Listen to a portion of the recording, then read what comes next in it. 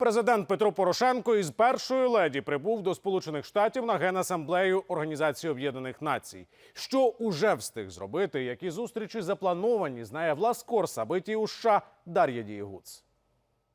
Президент Петро Порошенко розпочинає візит до Нью-Йорка уже традиційно із зустрічі із українською громадою. Загалом в графіку глави держави десятки зустрічей.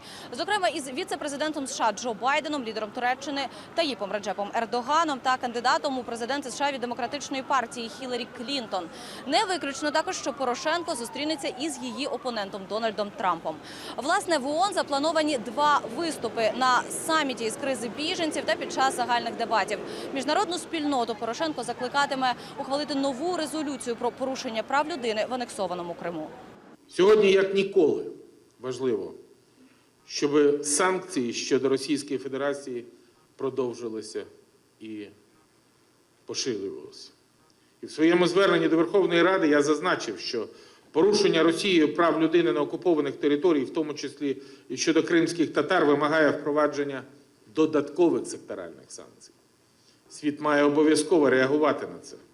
Генеральний секретар наголосив на необхідності повного виконання Мінських угод, щоб забезпечити мирне вирішення конфлікту на сході України.